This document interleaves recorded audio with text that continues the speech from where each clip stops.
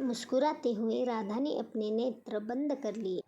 कृष्ण ने उसी समय जिस शिला पर राधा बैठी थी उसी पर एक और उंगली घिसी तो उनकी उंगली में चटक सिंदूर लग गया। कृष्ण ने वही उंगली राधा की मांग पर रखकर सिंदूर से उनकी मांग भर दी।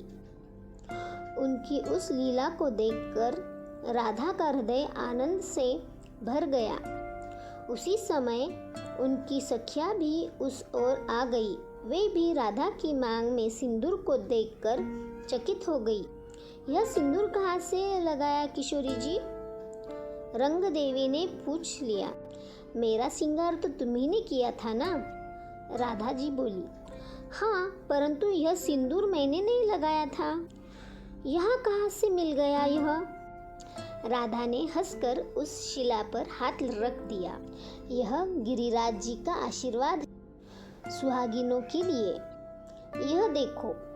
ऐसा कहकर राधा ने भी शिला पर अपनी 2 उंगलियां घिसी तो दोनों पर गहरे रंग का सिंदूर लग गया।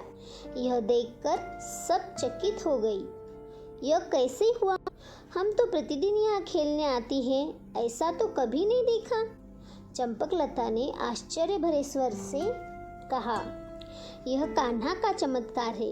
उसने ही उस शिला को सिंदूर उत्पन्न करने वाली बना दिया है।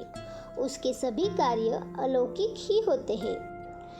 उसी समय पत्थर की ओट से निकलते हुए बलराम ने बताया। उनकी बात सुनकर कृष्ण हंसते हुए भागकर अपने साथियों से जा मिले। वह सिंदूर शिला राधा के श्रृंगार को पूर्ण करने का माध्यम बन गई। जब भी वह उस ओर जाती तो शिला को घिस कर उस सिंदूर को मांग में लगाना न भूलती थी। वह सिंदूरी लीला गिरिराज के आशीष के रूप में प्रसिद्ध पा गई। यह बात शीघ्र ही जन जन में प्रचलित हो गई कि उस सिंदूर शिला का सिंदूर मांग में लगाने पर पति पत्नी में प्रेम बढ़ता है और वह स्त्री सदा सौभाग्यवती रहती है। आज भी यह मान्यता उसी प्रकार प्रचलित है। यह बात और है कि उस शिला के इस चमत्कारिक गुण को अब कम लोग ही जानते हैं।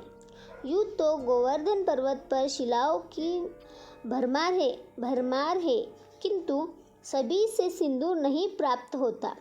वह तो केवल उसी शिला से प्राप्त होता है जिससे श्री कृष्ण ने अपनी उंगलियों से घिसकर अलौकिक गुणों से संपन्न बना दिया था। जय श्री कृष्ण। राधे राधे। गह्वर वन में वृक्षावलियों से घिरा हुआ एक अत्यंत सुरम्य स्थान है, जहाँ सूर्य का ताप भी शीतल हो जाता है। उस कुंज में आकर वायु भी मंथर गति से चलने लगती है और आसपास के वृक्षों से सुगंध समेट लाती है। उस निकुंज में 2 प्राप्त शिलाएं आमने सामने रखी हुई थी।